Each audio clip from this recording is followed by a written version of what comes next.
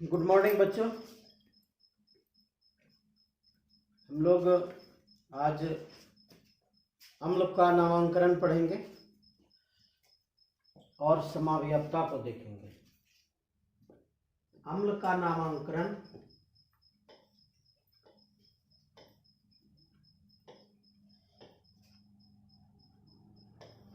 कार्बोजिलिक अम्ल,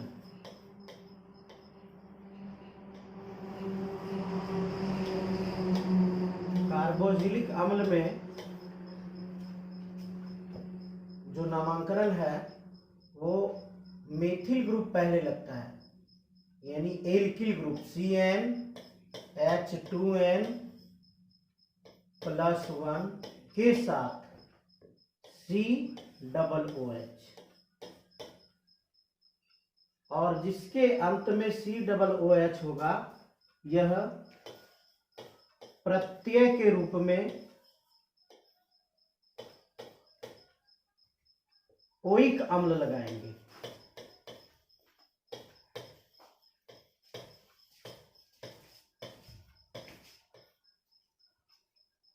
जैसे C, इसका लिखावट कैसे है? Double bond O, single bond OH, single bond H, और इसके साथ ये बंधन खुला बंधन होता है।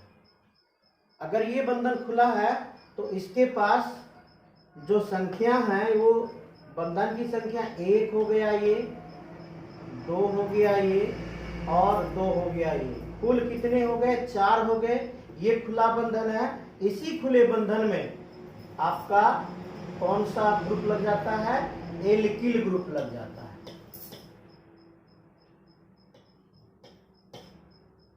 एल्किल समूह।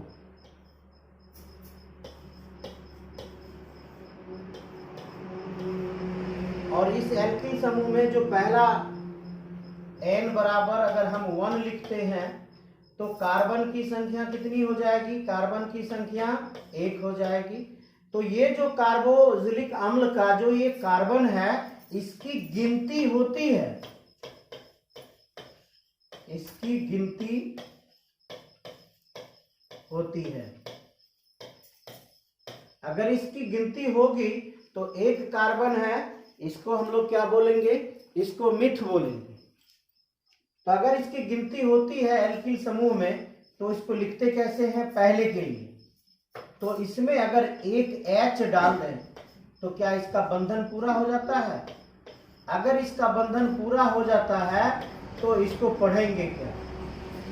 तो आपको मैंने क्या बताया कि अगर ये ग्रुप आपको दिखाई पड़े तो अंत में प्रत्यय के रूप में ओइक अम्ल लगा देते हैं, और एक कार्बन है तो इसका नाम हो जाता है मेथेनोइक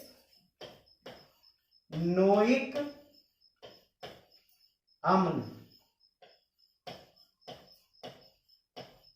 इसमें ओइक अम्ल प्रत्यय के रूप में प्रयोग हुआ है। ओइक अम्ल प्रत्यय के रूप में प्रयोग हुआ है। ये ओइक अम्ल यही COOH के लिए आया है। क्योंकि इसके पास एक कार्बन की संख्या 1 है तो एक कार्बन की संख्या के लिए हम लोग मेथ का प्रयोग किए, इसलिए ये क्या बन गया? मेथेनोइक अम्ल। और इसका साधारण नाम होता है फॉर्मिक अम्ल। साधारण नाम होता है फॉर्मिक अम्ल।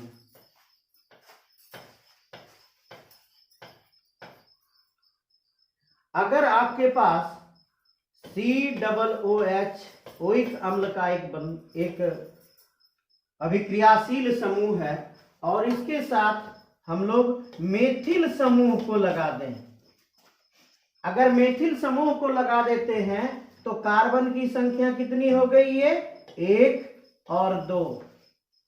अगर कार्बन की संख्या 2 है तो इसको क्या पढ़ते हैं? एथ पढ़ते हैं।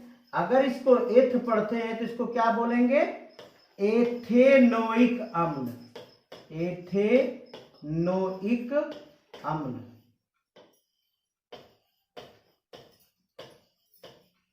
और इसका जो साधारण नाम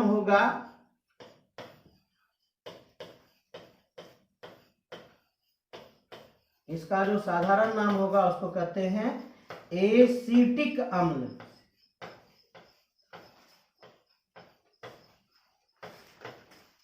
इसका साधारण नाम क्या हो गया? एसीटिक अम्ल।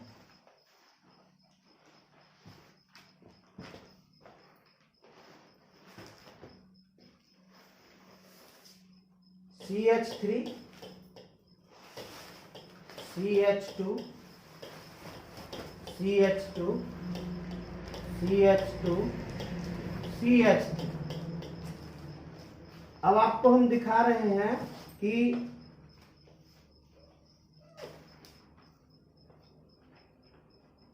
हमने यहां पर एक कार्बोक्सिलिक समूह को डाल दिया, COOH को डाल दिया। तो सबसे पहले जो नामांकन होगा उसकी गिनती होगी, इधर से गिनती होगी, उधर से गिनती होगी। हमको सबसे पहले लॉन्गेस्ट चेन को ढूंढना है,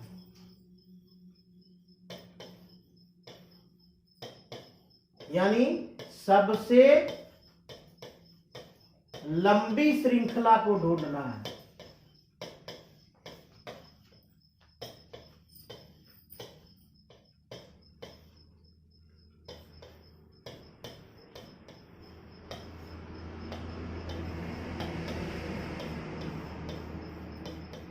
अगर लंबी श्रृंखला को ढूंढना है तो हमको गिनती करना होगा। हम गिनती इस प्रकार से भी कर सकते हैं, 1 2 3 4 5। इसकी गिनती इस प्रकार से भी हो सकती थी, 1 2 3 4, या इसकी गिनती इस प्रकार से भी हो सकती थी, 1 2 3 4। लेकिन हमने क्या देखा कि जो लंबी श्रृंखला होती है उसमें 1 2 3 4 और 5, ये 5 कार्बन की लंबी श्रृंखला है। अगर ये छोटी वाली गिनती करते हैं तो 1 2 3 और 4 कार्बन की लंबी श्रृंखला है। तो जब हमको सबसे लंबी श्रृंखला लेनी है तो हम 5 कार्बन का क्यों नहीं लें? इसका लें हम 5 कार्बन का क्यों नहीं लें? तो हमारा जो गिनती 1 2 3 4, या फिर इधर से 1 2 3 4, ये गलत है। अगर ये गलत है तो जो हमारी गिनती है वो कौन सी मान्य होगी? तो ऊपर वाली गिनती मान्य हो गई। ये लंबी श्रृंखला की गिनती इधर से भी हो सकती थी, 1 2 3 4 5। तो हमने क्या देखा? हमने देखा कि जो लंबी श्रृंखला है उस लंबी श्रृंखला में जो शाखा है उस शाखा पे जो गिनती आई हमारी, वो कितनी गिनती आई? 3 आई। यानी शाखा को कितनी संख्या हम देंगे? शाखा को 3 संख्या देंगे। आइए इसका नामांकन करते हैं। अगर ये 5 कार्बन वाला लंबा चेन है तो 5 कार्बन के लिए क्या लेते हैं? 5 कार्बन के लिए क्या लेते हैं? पेंट लेते हैं। लिखते हैं इसका नाम पेंट। शाखा कितनी पर है? 3 पर है। ओइक कौन सी शाखा है? तो कार्बोक्सिलिक अम्ल की शाखा। तो इसके लिए प्रत्यय क्या लगाते हैं? ओइक अम्ल। यह अपने नाम से खुद स्पष्ट कर रहा है, पेंट, यानी 5 कार्बन की श्रृंखला होगी और 3 पर ओइक अम्ल लगा हुआ होगा। इसको इस तरह से भी लिख सकते हैं, 3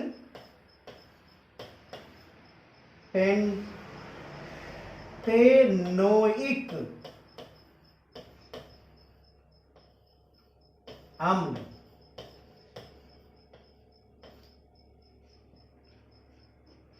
तो ये अम्ल का नामांकन था। अब हम लोग थोड़ा समाव्याप्तता को देखते हैं। समावयवता क्या है? समावयवता क्या है? इसको समावयवता को पॉलीमेराइजेशन भी कहते हैं।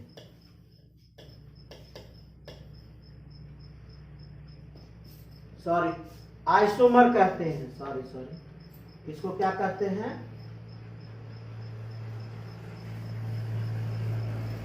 आइसोमेरिज्म कहते हैं।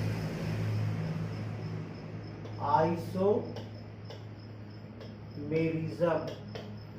कहते हैं। और होता क्या है? अणुओं की संख्या समान हो, अणुओं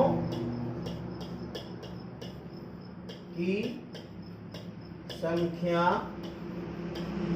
समान हो,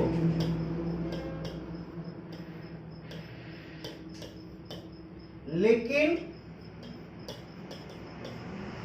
उसका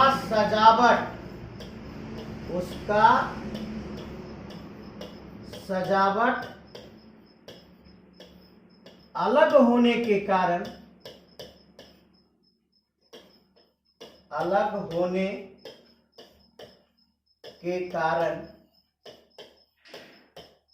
उसके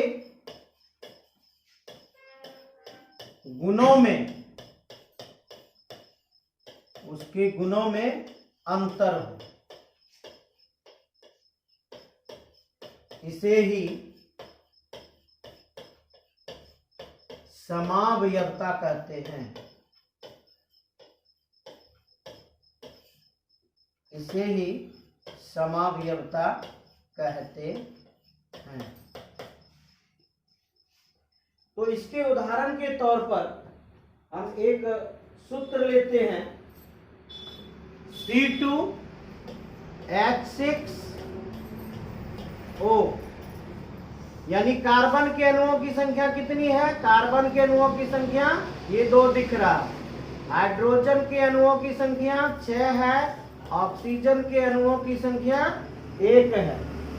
इसे हमें सजाना है ताकि वो समावयवता को दिखाए। अगर इसको दिखाना है तो इस प्रकार से लिखें, चूंकि बंधन कार्बन के अणुओं के बीच होते हैं, हमने बंधन को दे दिया। 6 ऑक्सीजन है, 6 हाइड्रोजन है हमारे पास, तो इसको हमने 3 दिया, इसको हमने 2 दिया। ये कितने हो गए? ये इसको हमने अगर 2 दिया तो हाइड्रोजन की संख्या कितनी हो गई? हाइड्रोजन की संख्या 5 हो गई। बचे कितने हाइड्रोजन? तो बचे 1 हाइड्रोजन। 5 + 1 6, 1 हाइड्रोजन बचा। अगर हम इस ऑक्सीजन के साथ 1 हाइड्रोजन को लगा दें तो ये क्या बन गया? ये आपका अल्कोहल बन गया।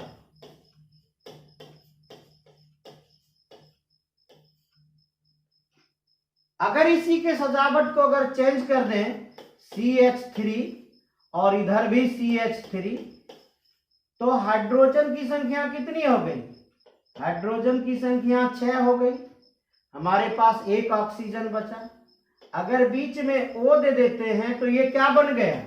ये ईथर बन गया। और ईथर क्या होता है? ईथर बेहोशी की दवा होती है। अल्कोहल क्या होता है? अल्कोहल शराब होता है।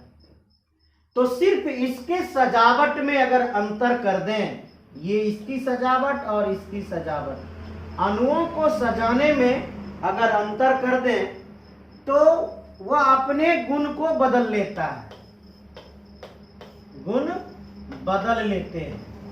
अगर गुण को बदल लेते हैं तो इसका जो सजावट है उसमें देखिए, ये जो O था, इस O को H के साथ हमने रख दिया, इस O को हमने बीच में रख दिया। इसी सजावट के कारण ये अपने गुण को बदल लेता है। इसी को समावयवता कहते हैं या इसी को आइसोमेरिज्म कहते हैं। और भी उदाहरण ले सकते हैं इसका।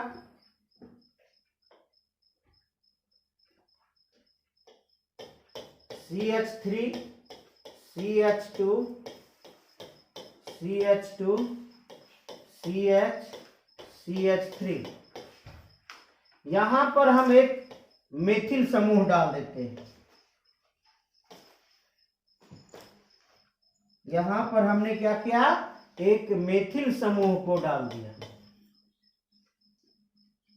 अगर इसका IUPAC नाम लिखते हैं तब क्या करना होगा, हमें गिनती करनी होगी। 1 2 3 4 5, 1 2 3 4 5। तो हम क्या पाते हैं कि जो श्रृंखला है वह श्रृंखला कम गिनती किसमें प्राप्त होती है, तो नीचे वाले में 1 और 2। 2 पर मेथिल समूह है अगर नीचे वाले गिनती को करते हैं, अगर ऊपर वाले गिनती को करते हैं तो 1 2 3 4, इसको 4 गिनती प्राप्त होता है। तो कम गिनती अगर देना है तो हमको नीचे से गिनती करना होगा, अर्थात ऊपर का गिनती गलत है। अगर ऊपर का गिनती गलत है तो इसका IUPAC नाम क्या हो गया, 2 मेथिल और लंबी चेन कितनी की होगी, 5 की, पेंटेन। अब पेंटेन क्यों, तो इसमें क्या बंधन है, एकल बंधन है। एकल बंधन के लिए प्रत्यय के रूप में N जोड़ते हैं, इसीलिए क्या हो गया, 2 मेथिल पेंटेन। अगर दूसरे की ओर चले तो किसी भी शाखा में, किसी भी लंबी चेन में, लंबी श्रृंखला में 2 पर मेथिल समूह हो, मेथिल समूह हो तो उसे आइसो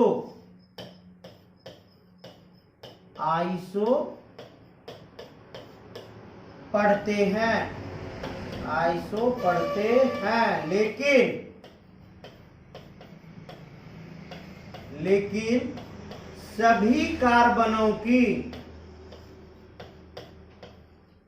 लेकिन सभी कार्बनों की गिनती नामांकन में होता है।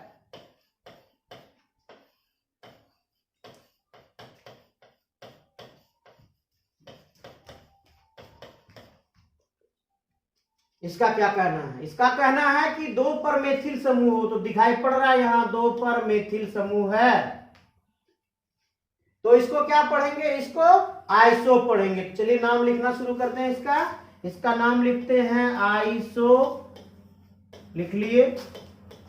अब क्या कहता है, लेकिन सभी कार्बनों की गिनती नामांकन में करते हैं। तो कितने कार्बन है, ये तो लंबी श्रृंखला में 5 कार्बन दिख रहा है और ये इसकी भी गिनती नामांकन में होगी।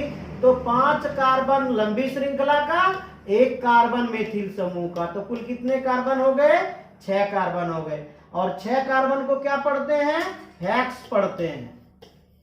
और इसमें क्या है, एकल बंधन है, सब जगह दिखाई पड़ रहा है ये एकल बंधन है। अगर एकल बंधन है तो अंत में क्या लगाते हैं, N लगाते हैं। तो क्या बन गया ये, आइसोहेक्सेन। ये क्या बना, आइसोहेक्सेन। तो अब देखिए, एक मिथाइल समूह के अलग होने के बाद श्रृंखला में नामांकन की प्रॉब्लम उत्पन्न हो जाती है। तो हमने क्या लिखा, 6 लिखा, हेक्स लिखा, 6 कार्बन की श्रृंखला थी। चलिए 6 कार्बन की श्रृंखला हम फिर बना के आपको दिखाते हैं। CH3 CH2 CH3, sorry CH2 लिखेंगे यहाँ, CH2 3 हो गए, CH3 ये 4 हो गया, और आपको यहां पर एक CH3 नीचे लगा देते हैं और एक CH3 ऊपर लगाते हैं। कुल कितने कार्बन हो गए? 1 2 3 4 5 6। हमने जो पीछे देखा इसमें भी कितने कार्बन थे? इसमें भी 6 कार्बन थे। और अब जो देख रहे हैं इसमें कितने कार्बन है? तो इसमें भी कार्बन की संख्या 6 है। तो लंबी श्रृंखला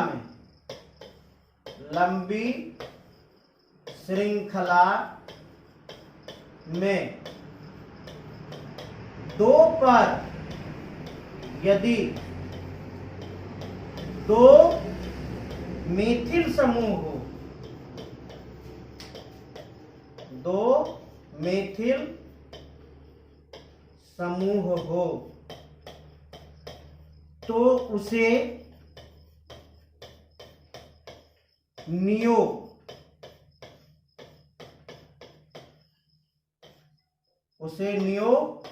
पढ़ते हैं। लेकिन नामांकन में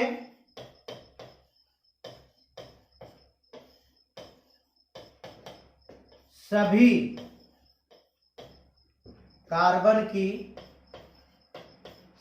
कार्बनों की गिनती होगी।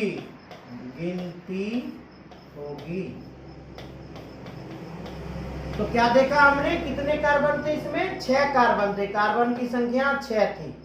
लेकिन 1 2 3 4 दूसरी तरफ से गिनती 1 2 3 4। कम गिनती 2 वाला है तो ऊपर वाला गिनती गलत हो गया, नीचे वाला गिनती सही है। तो हमने क्या देखा? 2 पर 2 मिथाइल ग्रुप है। अगर 2 पर 2 मिथाइल ग्रुप है तो इसको क्या पढ़ते हैं? इसको नियो पढ़ते हैं। अगर इसको नियो पढ़े तब क्या बोला कि नामांकन में सभी कार्बनों की गिनती होगी। जितने कार्बन है, कितने कार्बन है? तो ये लंबी श्रृंखला में 4 कार्बन है, ये 5वां कार्बन, ये 6ठा कार्बन, 6 कार्बन हो गया। 6 कार्बन को क्या पढ़ते हैं? हेक्स पढ़ते हैं। और एकल बंधन है तो इसके अंत में एन लगाते हैं प्रत्येक रूप में। तो क्या बन गया? नियोहेक्सेन। तो आपने क्या देखा? तो आपने देखा कि 6 कार्बन थे, लेकिन 6 कार्बन का सजावट अगर अलग कर दिया तो इसके नामांकन भी अलग हो जाते हैं। कभी आइसो हो गया तो कभी नियो हो गया। पीछे में आपने देखा तो कभी अल्कोहल हो गया तो कभी ईथर हो गया। अगर इस तरह से हो, अणुओं की संख्या समान हो, लेकिन सजावट के आधार पर उसके गुण को बदल जाता है, तो ऐसे अणुओं को क्या कहते हैं? समावयवता कहते हैं। यही आपका समावयवता था। अब इसके बाद समावयवता कितने प्रकार के होते हैं और कैसे होते हैं इसको बताना है। बाद बाकी अगले वीडियो के लिए देखेंगे। धन्यवाद।